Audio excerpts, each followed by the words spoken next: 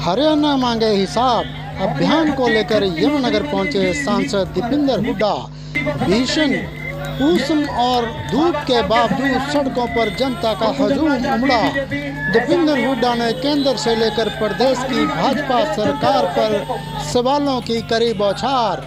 यमुनानगर जवाब मांग रहा है, प्लाईवुड इंडस्ट्री, पेपर मिल बंद हुई, कोई नया बड़ा उद्योग नहीं लगा, खनन माफिया सब कुछ लूट ले गए, ये कहना है सांसद दीपेंद्र सिंह हुड्डा का। केंद्र से मंत्री हरियाणा से केवल वोट मांग कर जाते हैं, उन्हें हरियाणा को कुछ देकर भी जाना चाहिए। बीजेपी सरकार ने हरियाणा के नौजवानों को सीईटी पेपर लीक, भर्ती घोटालों, कौशल निगम, अग्निपथ और कच्ची भर्तियों में उलझा दिया। यमुनानगर में रेल नहीं चली लेकिन खनन माफिया चल रहा है। वो कौन लोग हैं जो यमुनानगर में खनन माफिया को संरक्षण दे रहे हैं? आपको बता दें कि यमुनानगर में जनसैलाब उमड़ा। जॉनी पोसवाल भी अपने सैकड़ों समर्थकों के साथ दीपेंद्र सिंह हुड्डा के साथ पदयात्रा में पहुंचे। इस दौरान दीपेंद्र सिंह हुड्डा के नारे लगते गए और पूरा जोशो खरोश के साथ समर्थक और यमुनानगर के वासी दीपेंद्र सिंह हुड्डा के साथ पैदल यात्रा करते रहे। उन्होंने कहा, अब भाजपा ने नारा बदल लिया, काले धन वालों को ईडी का डर दिखाकर भाजपा ज्वाइन कराएंगे, सारे भ्रष्टाचारियों को बीजेपी में मिलाएंगे, ये भी कहना है दीपेंद्र सिंह हुड्डा का। हरियाणा की जनता ने भाजपा को लोकसभा में किया हाफ, विधानसभा में करेगी साफ। शहर के प्रतिनिधिमंडल ने बताया, सरकार ने रजिस्ट्रियां बंद कर दी, जिससे आम लोगों को जमीन जायदाद खरीदने बेचने में भारी परेशानियों का सामना करना पड़ रहा है। सांसद दीपेंद्र हुड्डा ने आज कांग्रेस पार्टी द्वारा शुरू किए गए हरियाणा मांगे हिसाब अभियान के दूसरे दिन यमुनानगर विधानसभा में पद यात्रा कर भाजपा सरकार के 10 सालों के कुशासन के खिलाफ जवाब मांगा। यात्रा सिविल अस्पताल से शुरू होकर सरदार भगत सिंह चौक तक चली। इस दौरान भीषण मौसम और धूप के बावजूद सड़कों पर जनता का हजूम देखने लायक था। कई जगह लोगों ने जेसीबी से फूल बरसाकर यात्रा का भव्य स्वागत किया। यात्रा रूट पर किसानों, अधिवक्ताओं, विभिन्न संगठनों के प्रतिनिधियों ने सांसद दीपेंद्र हुड्डा का स्वागत किया और अपनी समस्याओं से अवगत कराया। इनमें INTUC union, motor market union, e rickshaw union, stone crusher union, plyboard union, Meena बाजार एसोसिएशन आदि प्रमुख रहे। दीपेंद्र हुड्डा के साथ अंबाला लोकसभा से सांसद वरुण मुलाना, विधायक BL सैनी मौजूद रहे। लोगों का कहना था कि वे पोर्टल और तमाम तरह की ID से परेशान हो चुके हैं और सरकारी विभागों के चक्कर काटकर थक चुके हैं। इस पर दीपेंद्र हुड्डा ने उन्हें आश्वस्त किया कि कांग्रेस सरकार आने पर इन जन विरोधी पोर्टलों से मुक्ति दिलाई जाएगी। उन्होंने कहा कि हरियाणा की जनता ने भाजपा को लोकसभा में किया हाफ, अब विधानसभा में करेगी साफ। दीपेंद्र हुड्डा ने कहा, पिछले 10 वर्षों से केंद्र की बीजेपी सरकार के मंत्री हरियाणा से केवल वोट मांग कर जाते हैं, उन्हें हरियाणा को कुछ देकर भी जाना चाहिए। आज गृह मंत्री जी आए हैं तो कम से कम अग्निवीर योजना रद्द कर दें, अहीर रेजिमेंट के गठन की घोषणा कर दें। उन्होंने केंद्रीय मंत्री से सवाल किया कि वे बताएं, NCRB के अनुसार देश के सबसे ज़्यादा अपराध दर हरियाणा में क्यों है? देश में सबसे ज़्यादा नशा हरियाणा में क्यों है? सबसे ज़्यादा बेरोजगारी दर हरियाणा में क्यों है?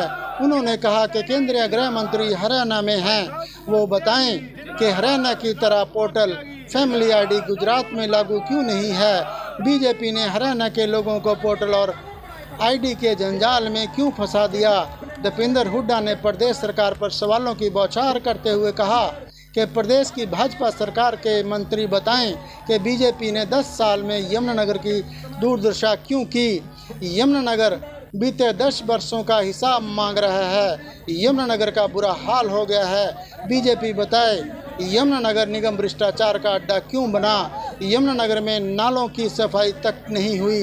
वो कौन लोग हैं जो यमुनानगर में खनन माफिया को संरक्षण दे रहे हैं? यमुनानगर में थर्मल कारखाना जिसे कांग्रेस सरकार ने बनवाया था उसकी कैपेसिटी बढ़ाने की बात बीजेपी ने कही थी, लेकिन 10 साल हो गए, कितनी कैपेसिटी बढ़ाई गई बताएं। हमने यमुनानगर से चंडीगढ़ रेल लाइन को सैद्धांतिक मंजूरी दिलाई थी, उस पर कौन सी ट्रेन चल रही है? यमुनानगर से असंध की रेल लाइन का क्या हुआ? यमुनानगर में रेल नहीं चली लेकिन खनन माफिया चल रहा है। भाजपा ने नया काम तो किया नहीं, हमारे कामों को कैंसिल कराने का काम ज़रूर किया है। जैसा दादूपुर नरवी नहर को कैंसिल कर दिया। यमुनानगर के लोग सवाल पूछ रहे हैं कि यहाँ के सिविल अस्पताल में डॉक्टरों के 100 पद खाली क्यों हैं? अस्पताल की बिल्डिंग क्यों टूट रही है? रोज़ टाइल क्यों गिर रही है? प्लाईवुड की इंडस्ट्री का काम ठप हो गया है। यमुनानगर पेपर मिल बंद हो गई है। 10 साल में यहाँ कोई नया बड़ा उद्योग नहीं आया। खनन माफिया सब कुछ लूट ले गया। दीपेंद्र हुड्डा ने कहा कि मीराबाई बाजार के प्रतिनिधिमंडल ने उन्हें बताया सरकार ने रजिस्ट्रियां बंद कर दी है। आम लोगों को ज़मीन जायदाद खरीदने बेचने में भारी परेशानियों का सामना करना पड़ रहा है। प्रदेश में रिकॉर्ड बेरोजगारी का मुद्दा उठाते हुए सांसद दीपेंद्र हुड्डा ने कहा, उनके सवाल के जवाब में भारत सरकार ने बताया कि देश में सबसे ज़्यादा बेरोजगारी हरियाणा में है। भाजपा सरकार बताए हरियाणा का युवा सबसे ज़्यादा बेरोजगारी क्यों झेल रहा है? सबसे ज़्यादा नशा हरियाणा में क्यों बढ़ रहा है? यहाँ का युवा बेरोजगारी नशा पलायन की चपेट में आ गया है। देश की सीमा पर रक्षा करने का सपना देखने वाला युवा आज डंकी के रास्ते दूसरे देश की सीमाओं को अवैध रूप से पार कर पलायन को मजबूर क्यों है? उन्होंने कहा कि हरियाणा की पक्की नौकरियों में ज़्यादातर दूसरे प्रदेशों के लोगों की भर्ती की गई। हरियाणा के नौजवानों को सीईटी पेपर लीक, भर्ती घोटाला, कौशल निगम, अग्निपथ और कच्ची भर्तियों में उलझाकर उनका भविष्य बर्बाद क्यों कर रहा है? उन्होंने कहा कि इस सरकार ने हर वर्ग को अपमानित किया है। न्याय मांगने वाली खिलाड़ी बेटियों को दिल्ली की सड़कों पर घसीटा गया। 500 स्कूलों के बच्चों तक को सड़कों पर धरने पर बैठना पड़ा। भाजपा का नारा था काला धन लाएंगे, सबके खाते में 15 लाख आएंगे, लेकिन अब भाजपा ने नारा बदल दिया है। काले धन वालों को ईडी का डर दिखाकर भाजपा ज्वाइन कराएंगे, सारे भ्रष्टाचारियों को बीजेपी में मिलाएंगे। दीपेंद्र हुड्डा ने कहा उनका एक ही लक्ष्य है कि हरियाणा के नौजवानों का भविष्य, हरियाणा के किसानों का सम्मान, हरियाणा की बेटियों का मान सम्मान, हरियाणा में संविधान, हरियाणा में जय जवान जय किसान जय संविधान का नारा बचना चाहिए। हरियाणा को आगे लेकर जाने की लड़ाई लड़ेंगे और जीतेंगे। इस अवसर पर सांसद वरुण चौधरी ने कहा कि इस अभियान के माध्यम से कांग्रेस पार्टी भाजपा सरकार की विफलताओं का पुलिंदा हर घर तक पहुंचाएगी। साथ ही कांग्रेस सरकार बनने पर पार्टी के संकल्पों के बारे में भी जन जन को बताएंगे।